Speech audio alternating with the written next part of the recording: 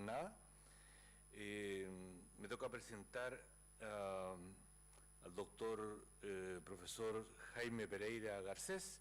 Él es médico hematólogo, él es especialista en hemostasia, lo que implica conocimientos de ámbitos hemorrágicos y trombóticos, y él es profesor de la Facultad de Medicina de la Pontificia Universidad Católica de Chile. Ha sido por largos años jefe del laboratorio de hemostasia y trombosis en dicho hospital. Es investigador, no solo hematólogo clínico, sino investigador.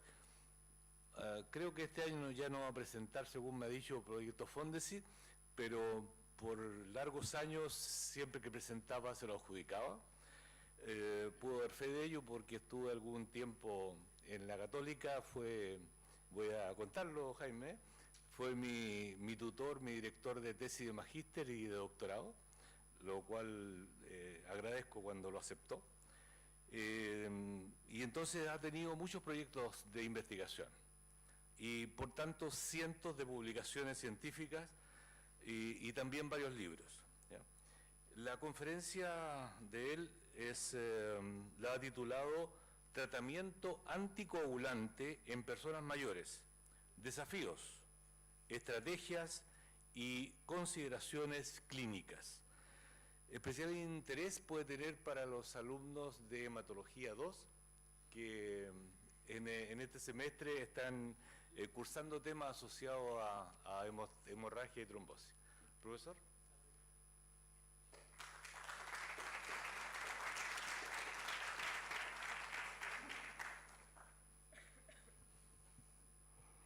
Bien, ¿paso con esto? ¿No? No. Bueno, antes de, muchas gracias por la asistencia, muchas gracias por la presentación, Iván. También muy agradecido por la invitación, por la posibilidad de volver a Talca. Mi relación con Talca tiene como más de 40 años, o sea, y sigue ahí, ya, y todo por culpa de Iván Palomo. Así que feliz de volver a Talca, a acordarme el frío de Talca de nuevo. Y lo que yo voy a abordar es un poco quizás distinto a lo que hemos estado hasta ahora, que es un tema más técnico, más específico, y la pregunta que ustedes se pueden hacer, bueno, ¿y para qué van a mostrar esta cosa acá? Ya, o sea, los anticoagulantes, ¿por qué es un tema en esta jornada? En realidad,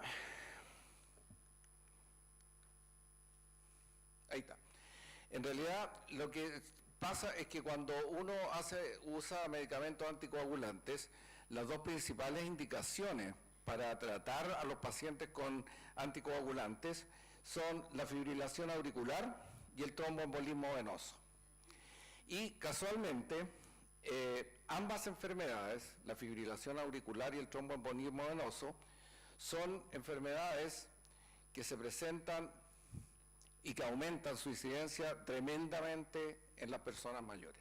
¿Ya? Esta es la estadística, ¿no es cierto?, de la incidencia de fibrilación auricular, y ustedes claramente ven que sobre los 60 años esta cosa aumenta significativamente, y no solamente estos son estudios de distintos años, y actualmente los más recientes mucho más todavía. O sea, es una enfermedad muy prevalente en los adultos mayores. Esa es una de las que hay que tratar con anticoagulantes.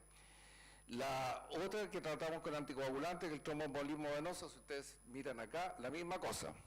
Después de los 60 años hay un aumento prácticamente exponencial de la incidencia de tromboembolismo venoso. Por lo tanto, estamos en presencia de dos enfermedades o dos condiciones clínicas que son muy prevalentes en las personas mayores, que son la fibrilación auricular y el tromboembolismo venoso, y para eso nosotros usamos los anticoagulantes. Sin embargo, este problema de las enfermedades trombóticas en las personas mayores tiene complicaciones extras. ¿Por qué? Porque estamos viendo que vamos a tener que usar unos medicamentos en personas que son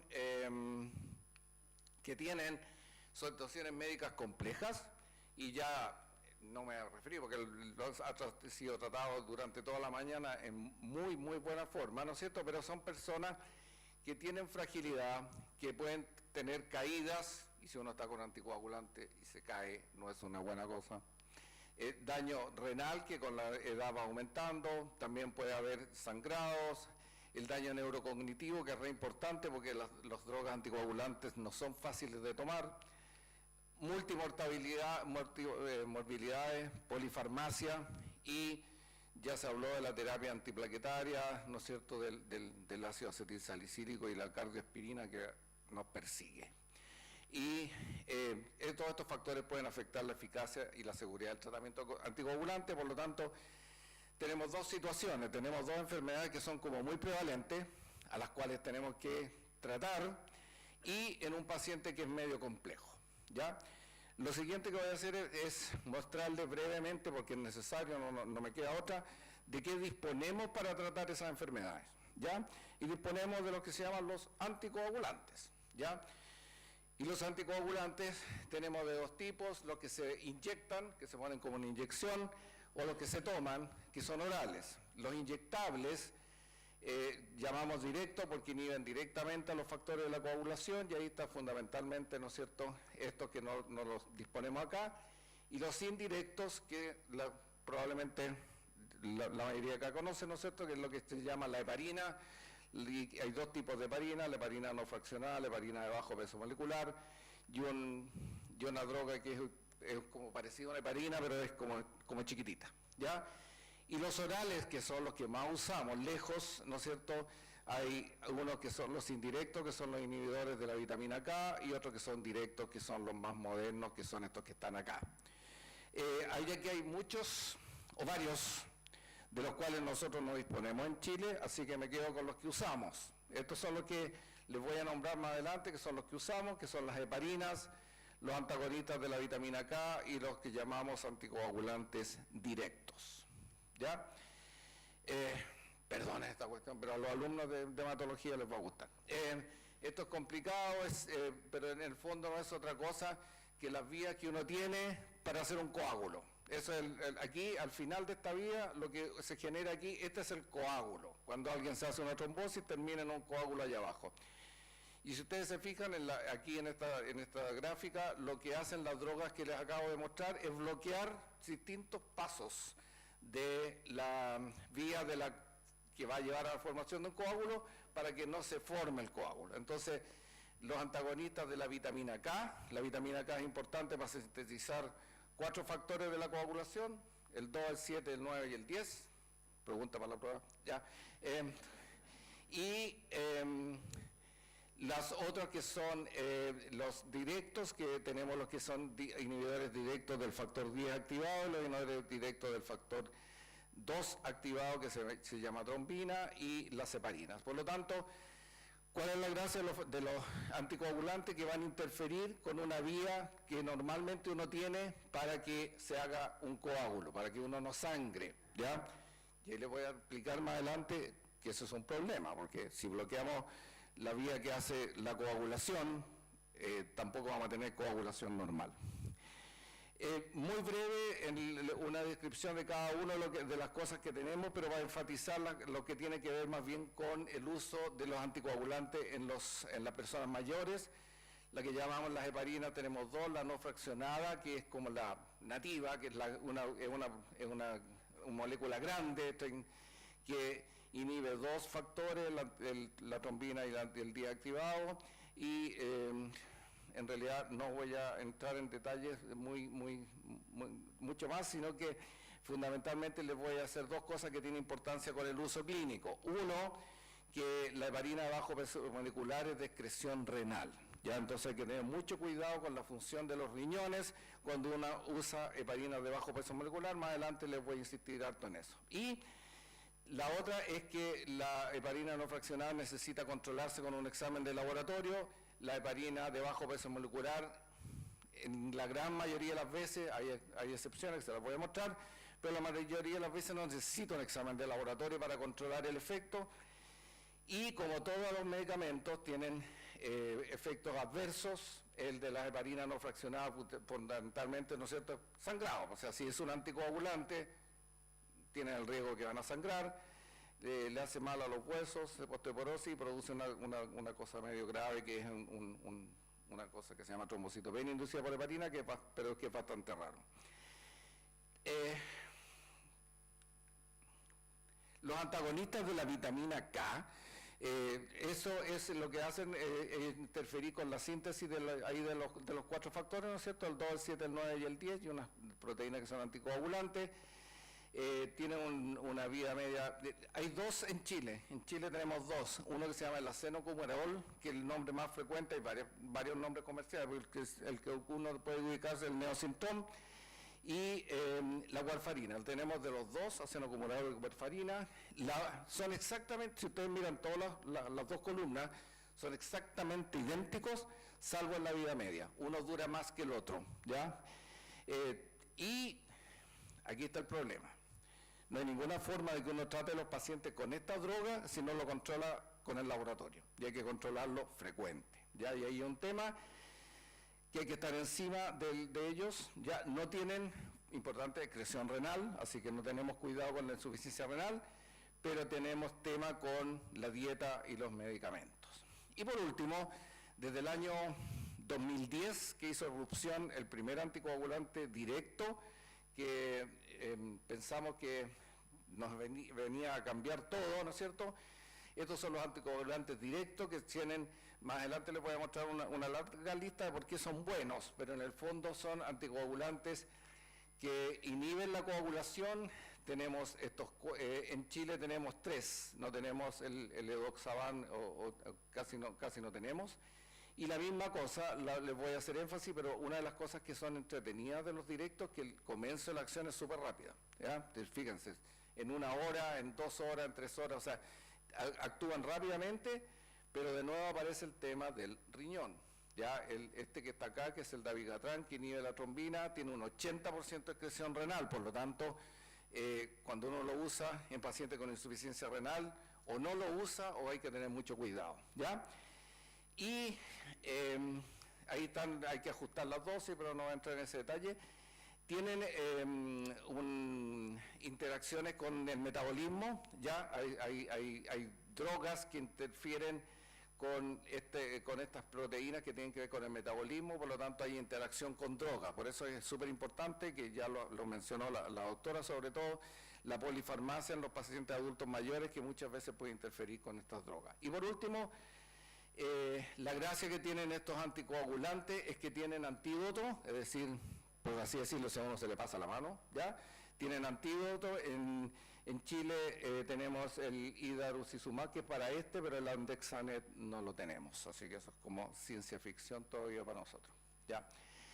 Entonces, nosotros disponemos de estas cosas, que son los anticoagulantes para usar en los pacientes que tienen trombosis o los pacientes que tienen la fibrilación auricular, para prevenir que hagan una trombosis, porque el problema de la fibrilación auricular, ¿no es cierto?, que es una arritmia del corazón que se produce en estado de aumento de la coagulación, y trombos que salen de la aurícula se van a alojar al cerebro, y esa es la complicación más temida, que es, yo en la presentación, los gringos le dicen stroke, yo la traduje como ACV o accidente cerebrovascular isquémico, ¿ya? Pero esa es la principal preocupación que uno tiene en un paciente con fibrilación auricular, que no haga un accidente cerebrovascular isquémico por el émbolo que sale del corazón y se aloja arriba.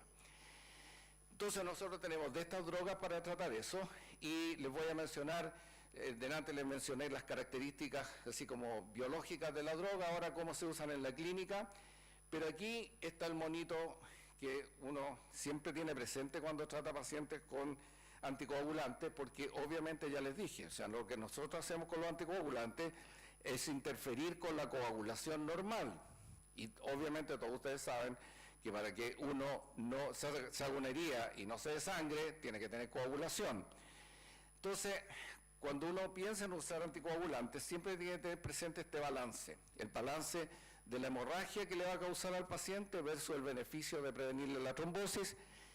Obviamente, si ustedes se fijan, esta balanza está como un poco cargadita para este lado, porque si no estaríamos puro puro leseando, o sea, si fuera sí o estuviera cargada para acá, en realidad está cargada hacia acá en el sentido de que sí son muy buenas para prevenir la trombosis, sí dan hemorragia, pero generalmente el balance está más cargado hacia el beneficio.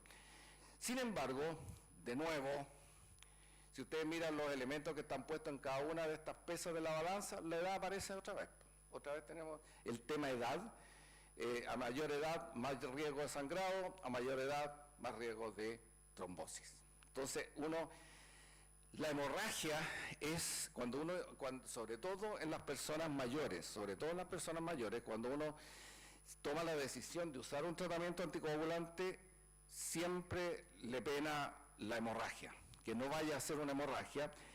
Ahora, las hemorragias leves, esas las echamos al bolsillo. Las hemorragias leves, que le sale un poquito de sangre en la nariz, que le salen unos moretones, da lo mismo, le sangran las encías cuando se lava los dientes. Pero a las que le tenemos mucho susto son las hemorragias graves, las hemorragias más graves, y les voy a mostrar un par de diapositivas en el sentido de que cómo la edad además también afecta esa complicación. Y ahí tenemos dos, que son las que más susto nos dan. Una es la hemorragia intracraneana, que se me imaginarán que no es trivial, pero de nuevo, la edad es un factor predictor independiente de hemorragia intracraneana. O sea, mientras la persona tiene más edad, más riesgo de hacer una hemorragia intracraneana. Es una enfermedad súper seria, 43% a 85% de mortalidad o de independencia, como hace un infarto cerebral, tiene alteraciones motoras, y hay varias razones por las cuales las personas de mayor edad tienen esta predisposición. Uno que tiene este nombre raro que se llama leucocariosis, que es secundaria de hiperperfusión cerebral crónica, la angiopatía cerebral amiloidea también, que es dependiente de la edad, y la atrofia cerebral también dependiente de la edad. Cuando se revisa la literatura, las tres formas más frecuentes de hemorragia intracerebral intracraneana que se presentan en los pacientes con anticoagulantes son la intracerebral, o sea, en el parénquima del cerebro, la subdural, que es entre el hueso y el cerebro, o la subaracnoidea. La otra gran hemorragia que a uno también le tiene mucho susto es a la hemorragia digestiva. Y la hemorragia digestiva también es una causa frecuente de interrupción del tratamiento anticoagulante, y de nuevo, otra vez, la incidencia de hemorragia digestiva aumenta hasta un 70% sobre los 60 años. Cuando se miran las mortalidades por hemorragia digestiva alta, el 70%, más del 70% de las muertes en los pacientes sobre 60 años. Hay asociación con una serie de cosas, pero hay una infección que es el Helicobacter pylori, que también la frecuencia de infección por Helicobacter pylori aumenta con la edad. Entonces todo lleva hacia que las personas de mayor edad tengan mayor predisposición a hacer hemorragia digestiva, y la baja también tiene presencia, y si ustedes se fijan en este dato es bien como llamativo, porque 200 veces aumenta el riesgo de hemorragia digestiva baja si uno va desde la tercera hasta la 9ª década de la vida. Entonces, rápidamente les voy a mostrar el uso de cada uno de los anticoagulantes en personas mayores, haciendo énfasis en cuáles son las cosas en las cuales uno toma cuidado, o sea, como que lo hace diferente de usar un anticoagulante en una persona joven que en una persona mayor. Eso es esencialmente lo que me gustaría decirle. La heparina no fraccionada, que es la heparina como la podríamos llamar la heparina común y corriente, se sigue usando mucho en los hospitales. Se usa para hacer una serie de procedimientos cardiovasculares, para cateterización. Cuando está contraindicada la de bajo peso molecular, usamos la heparina no fraccionada. Tiene una vida media. La gracia de por qué uno prefiere la heparina no fraccionada muchas veces, porque tiene la vida media corta, es cortita, 2 a 4 horas. Entonces es súper útil cuando uno tiene un paciente en la cual va a hacer un procedimiento quirúrgico, por ejemplo, le pone y necesita anticoagularlo, le pone heparina debajo porque se retira rápida y lo puede operar y la reinstala rápido. Pero de nuevo, la misma cosa, los pacientes de más de 70 años tienen mayor incidencia de sangrado cuando uno usa heparina de bajo peso molecular, y también en mayor sangrado mayor. Además, las personas mayores necesitan menos dosis de heparina para alcanzar un examen terapéutico, por lo tanto, esto no los números da lo mismo porque no tiene mucho sentido, sino que eso significa que en las personas mayores uno parte con menos dosis y la dosis de las 24 horas también es menor que la que usan los pacientes más jóvenes. Las heparinas de bajo peso molecular, que es, la heparina de bajo peso molecular, yo les dije que tenían un tema que es ahí. Las heparinas de bajo peso molecular tienen un tema y que era la excreción renal y por lo tanto hay que tener mucho cuidado. De hecho, se recomienda en personas mayores hacer un clearance de creatinina, que es un examen para medir la función renal antes de indicar el tratamiento. Este estudio acá lo único que muestra es que los pacientes que tienen insuficiencia renal tienen más incidencia de enfermedad de sangrado cuando uno usa heparinas de bajo peso molecular, es lo que es significativo, y en este estudio se demostró que cuando el clearance de creatinina es de menos de 30 ml, que significa que el paciente tiene una insuficiencia renal, tenían el doble de sangrado que los pacientes que no tenían insuficiencia renal. Por lo tanto, con la heparina de bajo peso molecular uno siempre, ojo con la función renal. Y acá la misma cosa, heparinas de bajo peso molecular, cuando se usan también en los pacientes mayores de 75 años, se encontró un aumento significativo del sangrado usando heparinas de bajo peso molecular, los de menos de 75 años 1,9, los de más de 75 años 3,3, o sea, también casi el doble. Y solamente aquí lo voy a pasar rápido porque en realidad no tiene mucho sentido entrar en tanto detalle, pero cuando uno indica heparinas de bajo peso molecular, tiene que pensar en la función renal, y ahí, si el paciente tiene una función renal normal, cero problema. Usa la heparina de bajo peso molecular como tal. Si tiene una disminución del clearance, pero que no es muy importante, reducimos la dosis y ahí le hacemos control de laboratorio. ¿Se acuerdan que les dije que la heparina de bajo peso molecular no necesitaba control de laboratorio? Excepto cuando uno tiene susto que se le esté acumulando porque tiene insuficiencia renal, y ahí hay un examen de laboratorio que se llama anti-DSA, que es el que uno hace para medir.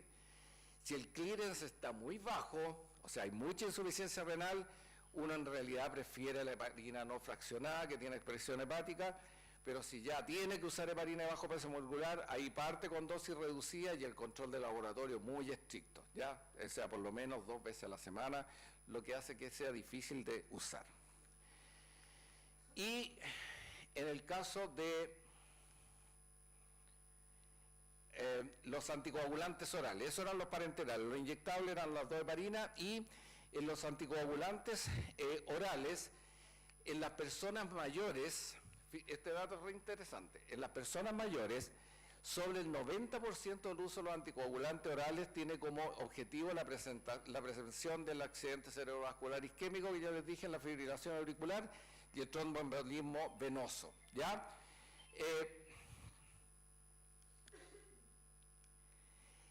Y entonces, les voy a hablar el tratamiento anticoagulante de la fibrilación auricular y el tratamiento anticoagulante del tromboembolismo venoso, ¿ya? Fundamentalmente, fibrilación auricular, que es el tema, o sea, 3/4 de los pacientes que usan anticoagulante oral y que son mayores lo usan por fibrilación auricular, por eso, ¿ya? ¿Por qué? Porque la fibrilación auricular aumenta 5 veces el riesgo de ACV isquémica, o sea, de hacer una embolía. El 15% de todos los accidentes vasculares isquémicos están en pacientes con fibrilación auricular, tiene una mortalidad que no es menor, y se ha demostrado que el tratamiento anticoagulante reduce el riesgo de accidente cerebrovascular en pacientes con fibrilación auricular. Por lo tanto, nos da la razón, o sea, tenemos que usar anticoagulantes para prevenir esta complicación en los pacientes con fibrilación auricular, y para eso usamos fundamentalmente los anticoagulantes orales, ¿ya? A pesar de que está como cae como de cajón, ¿no es cierto? Porque uno ve todo esto para arriba, la fibrilación auricular, súper mala para la gente, ¿ya? Y esto de abajo dice que se puede hacer algo que es bueno. Y a pesar de eso, todas las series y las publicaciones muestran que el tratamiento anticoagulante, especialmente en las personas mayores con fibrilación auricular, está subutilizado. O sea, se usa menos de lo que se debiera usar. Y eso es hecho de la causa. No en ninguna parte donde no se demuestre eso que debiera usarse más. ¿Y por qué se usa menos? Porque hay una serie de barreras que hace que la gente lo use menos. Y las barreras tienen que ver con lo que la que venía, con factores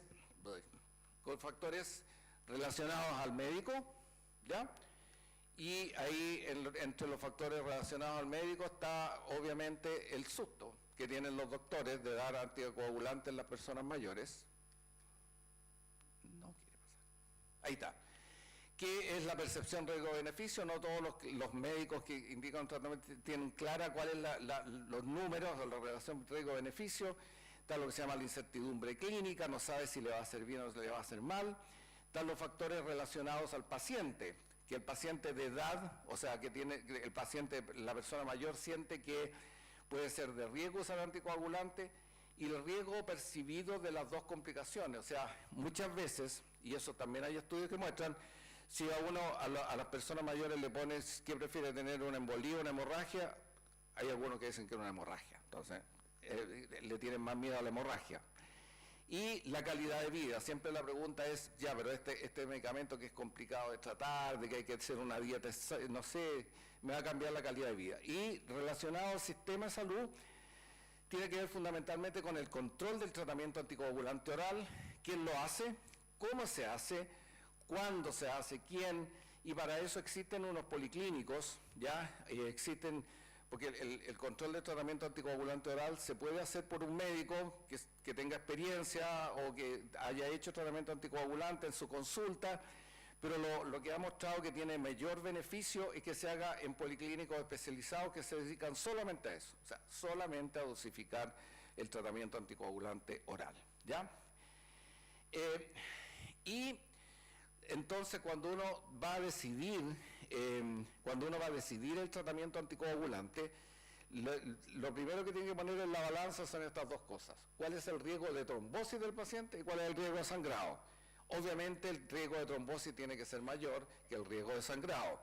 ¿Cómo evaluamos el riesgo de trombosis? Hay varios índices. Pasa un poco como con las escalas estas de fragilidad, que yo no las conocía, que hay varias, y para ver si el paciente va a hacer una trombosis porque tiene una fibrilación auricular, también existe escalas, ya que hay una que es la que más famosa, que se llama el CHAD-2, que incluye, de nuevo, la edad, ya, mientras más edad tiene más puntitos, las mujeres tienen más riesgo, etcétera, ya tiene varios, y si ustedes se fijan acá, esta es bastante buena, significa que si uno tiene más de 3 puntos, la probabilidad de hacer un accidente vascular isquémico es muy significativamente superior. Aquí pareciera menor, pero la realidad del eje lo que dice es la posibilidad de estar libre de la enfermedad. O sea, la posibilidad de estar libre es muy baja, mucho menor, porque tiene un CHAD-VASc alto. ¿Ya? Entonces con eso uno puede decir, este paciente tiene riesgo de hacer una trombosis. Pero al tiro a uno le surge, bueno, ¿y qué riesgo de hemorragia tiene?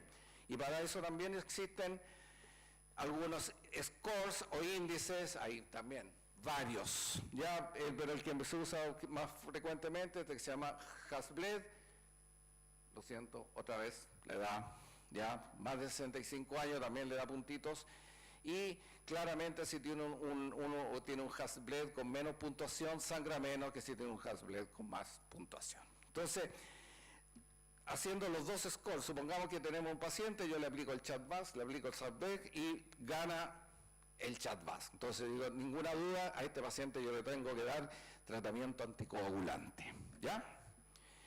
Y cuando estoy enfrentado a eso tengo dos posibilidades.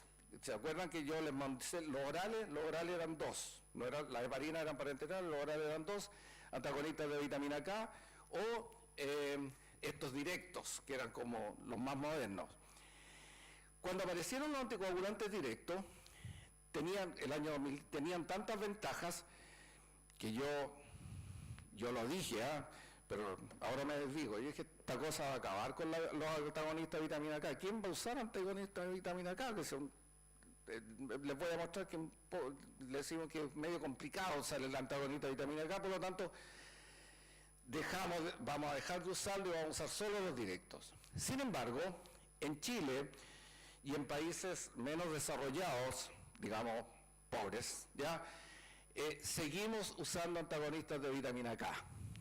Y dice, ¿cuánto antagonistas de vitamina K usamos? Bueno, en el Policlínico Tratamiento Anticoagulante Oral de la Red de Salud nuestra, de la UC, 1.200 pacientes en control con anticoagulantes, con antivitamina K.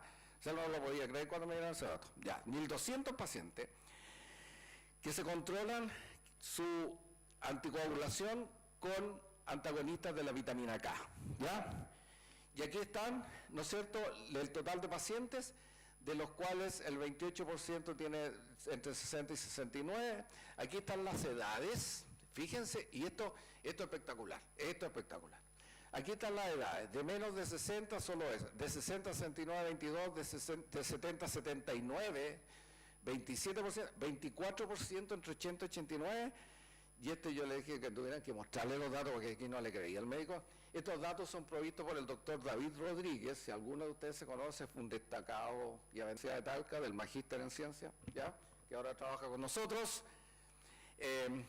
Y el doctor David Rodríguez, que está a cargo del Policlínico de Anticoagulante, me dio los datos. 3, ahí dice 0 porque el gráfico se hizo mal, pero hay 3 pacientes sobre 100 años con antagonista de vitamina K. Impresionante. Ya, hay que ser bien corajudo para hacer eso. Ya. Y otra pequeña estadística del tratamiento con antivitamina K en la red de salud UC, con los datos que me proveyó el doctor Rodríguez. Poquito más de mujeres, 53% mujeres, 47% de hombres, y se acuerdan que yo les dije que antagonista de vitamina K en Chile teníamos 2, acenocumarol y warfarina. La warfarina, les digo al tiro, es cara. Ya, la warfarina es cara. Entonces, acenocumarol, y la mayoría de los hospitales públicos hacen acenocumarol, que es el neosintrón, como les digo, igual de buena, funcionan bien, una tiene vida media más larga que la otra nomás. Entonces, si uno dice, si estamos usando harta vitamina K, ¿será buena la vitamina K para esta enfermedad? Y en el fondo es buena si la vitamina K, la antagonista de vitamina K es capaz de prevenir el accidente vascular embólico, y este trabajo muestra que sí. A donde aquí dice warfarina mejor, sirve para prevenir el accidente vascular embólico, ¿ya? Eso es en la población general. Y en personas mayores, y este cuadro lo encuentro muy entretenido y para convencerlo de cosas. Este cuadro está construido no solamente si previene la embolía, sino que es el beneficio clínico neto, donde meten en una cosa ya para ver el beneficio clínico neto, considerando las hemorragias y las trombosis.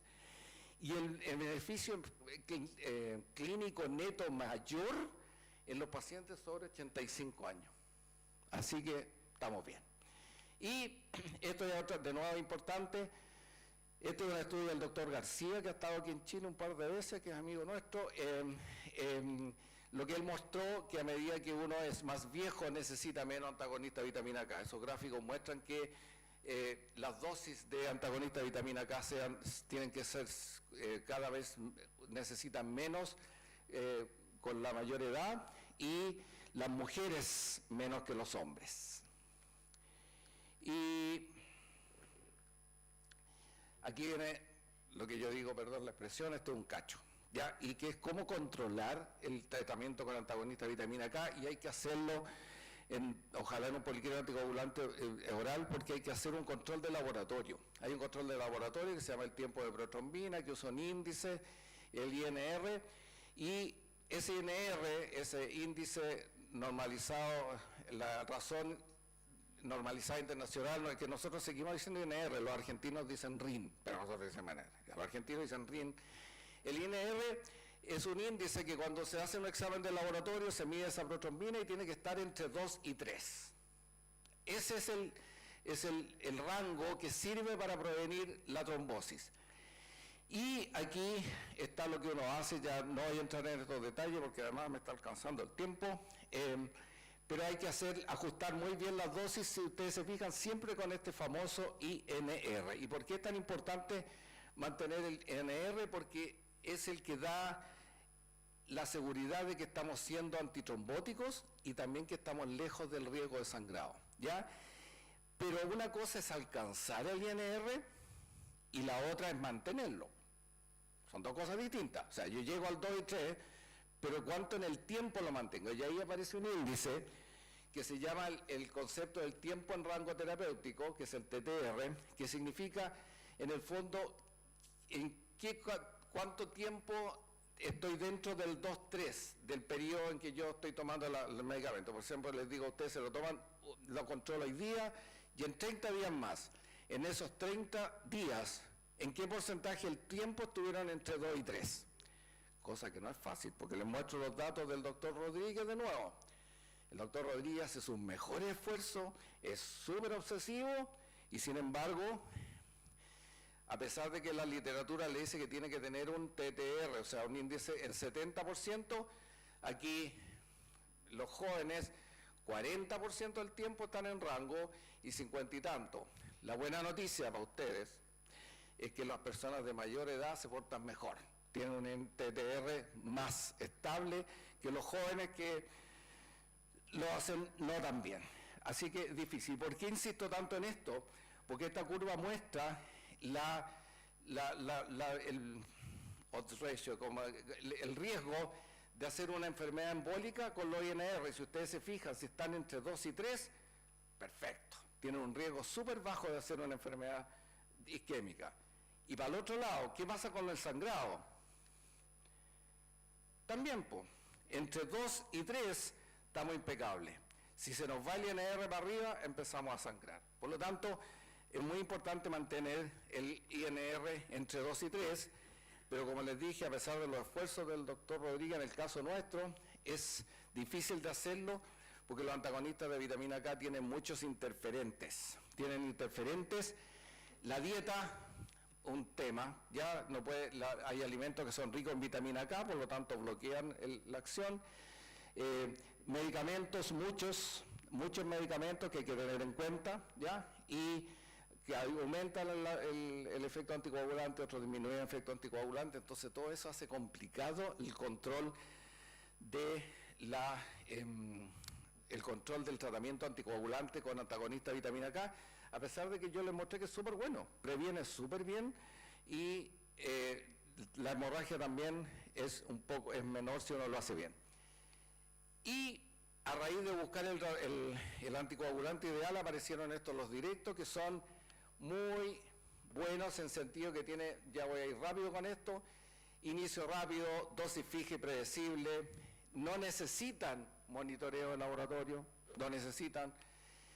tienen menor interacción con los alimentos, mayor comodidad para el paciente, una pastillita diaria o una cada 12 horas y no hay más tema. En cambio, la dosificación de los antagonistas de vitamina K, si alguno de ustedes usa, saben lo que es medio pesadillesca, porque es medio, un cuarto, o sea, es difícil de seguir. Y tiene antídoto, como les mostré. Son buenos para prevenir la trombosis, este cuadro solamente para mostrarles. ¿Sangran más los pacientes? Tampoco, o sea, bien. Eso es una de las drogas que tenemos en Chile, el Rivaroxaban. Esta es la otra droga que tenemos en Chile, que es el Apixaban, que también aquí lo que demuestra es que es muy bueno para prevenir la trombosis, y además la ventaja del Apixaban es que no solamente es bueno para prevenir la trombosis, sino que lo previene también con el antagonista de vitamina K, pero con menos sangrado. O sea, es mejor para prevenir y mejor para no tener hemorragia. Así que, súper bien. Y hay pocos datos en los pacientes sobre 75 años, porque en general los excluyen de los ensayos, pero aquí hay uno que muestra qué pasa con los directos en los pacientes de edad avanzada, súper bueno para prevenir la trombosis y no hay ninguna diferencia con los antagonistas de vitamina K en el sangrado, ¿ya?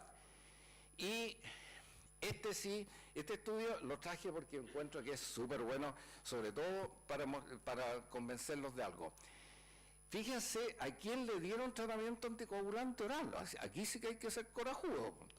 Pacientes de más de 80 años que tenían insuficiencia renal, sangrado crítico, menos de 45 años que estaban usando antiinflamatorios y aspirina, con fibrilación auricular, y les dieron anticoagulante oral. Claro que le dieron Edoxaban, que es como el mejor, la mitad de la dosis. Y lo que demostraron es que andaban súper bien. Sangraban, no tenían un aumento sangrado estadísticamente significativo, la curva se han separado, pero es 0,9, y acá súper bien. Es decir, dados con cuidado, aunque el paciente se parezca que yo no le habría dado jamás anticoagulante a un paciente como eso, funciona bien. Aquí solamente para mostrarle que de este cuadro, solamente para mostrarle que uno puede manejar, por la anterior se los mostré, uno puede manejar las dosis, especialmente por ejemplo aquí cuando hay insuficiencia renal, uno reduce la dosis a la mitad. Aquí cuando el paciente tiene más de 80 años y tiene estas drogas que son capaces de bloquear, de potenciar la droga, también le hacemos una reducción de dosis. Es decir, es posible manejar las dosis en los pacientes mayores para que estén fuera del riesgo de sangrado y que igual se prevenga. ¿Ya? Rápidamente el tromboembolismo venoso, que es la otra gran patología que en las personas mayores hay que tratarla. Aquí en el tromboembolismo venoso no hay ensayos clínicos que comparen directamente ABK con DOAC, así que estamos en personas mayores específicamente, en la otra sí. Y en personas mayores con tromboembolismo venoso asociado a cáncer es un tema, ¿no es cierto?, si usarlos directos o no. Lo único que les muestro acá son un ensayo, un metaanálisis, ¿no es cierto?, o sea, que es juntar varios estudios de laboratorio en pacientes que comparando en el tromboembolismo venoso. Esto no es fibrilación auricular, esto es tromboembolismo venoso. La persona hace una trombosis de las venas. Si es mejor el DOAC, o sea, el directo o el antagonista de vitamina K, y sale que es mejor el antagonista de vitamina K para los pacientes que tienen más de 75 años. O sea, en los pacientes sobre 75 años, desde el punto de vista de prevención de la recurrencia del tromboembolismo venoso, es mejor usar los directos, ¿ya? Y en las personas, el tratamiento anticoagulante en las personas mayores con tromboembolismo venoso no asociado a cáncer y que no tienen insuficiencia renal, la droga de elección sería el directo, ¿no es cierto? No hay ensayos de comparación entre directos, por lo tanto no podría recomendar uno sobre otro, pero si las personas mayores tienen compromiso de la función renal, acuérdense que los directos eran de excreción renal, ahí uno prefiere usar un antagonista de vitamina K, o sea, warfarina, neosintrom. El tratamiento, esto no lo voy a repetir, porque también es posible reducir las dosis en los pacientes si uno tiene algún tema, ¿no es cierto?, especialmente con la función renal. Y la duración, ¿cuánto tiempo le vamos a dar porque el que está con fibrilación auricular uno lo deja mientras tiene la fibrilación auricular, obviamente, pero aquí en los tromboembolismos venosos uno tiene que pensar cuándo va a suspender el tratamiento. Ya es difícil la decisión en las personas jóvenes, en los adultos mayores hay menos datos, y si hay una trombosis provocada, por ejemplo, después de una cirugía, uno trata 3 meses y suspende, pero en el tromboembolismo venoso, que es como espontáneo, que uno no sabe por qué, hay pocos datos sobre la recurrencia, salvo un trabajo que muestra acá esto, qué es lo que pasa con los pacientes después que uno suspende el tratamiento con antagonista de vitamina K o con DOAC, en este caso era DOAC, y lo que pasa es que los pacientes de mayor edad, los que tienen más de 75 años, tienden a recurrir más. O sea, si yo le suspendo el tratamiento anticoagulante, tiene una probabilidad mayor de volver a hacer la trombosis venosa, por lo tanto hay que pensar seriamente si lo vamos a mantener o no, porque las personas mayores también tienen mayor sangrado. O sea, ese es el problema, o sea, hay que poner en la balanza las dos cosas. Y por último, ya estos son los mensajes para llevarse para la casa. Lo siento, me extendí un poco, pero dice que la anticoagulación de las personas mayores lleva desafíos, pero algo que antes teníamos como grabado a fuego y que ahora ya no, es que la edad no debe constituir per se una contraindicación y privar al paciente de los beneficios. La edad en este momento no es un tema, porque uno puede ajustar las dosis, reducirlas en situaciones específicas, evaluar en lo posible si se pueden intervenir factores que puedan ayudarnos, la función renal, ver la riesgo de caída, fragilidad, estado nutricional, y por supuesto lo que necesitamos es mayores datos porque hay poca información. O sea, la mayoría de los trials clínicos, los ensayos clínicos que comparan anticoagulantes o efectividad lo hacen en poblaciones y muchas veces criterio de exclusión, la edad. Entonces hay que hacer ensayos clínicos específicos para pacientes mayores. Muchas gracias.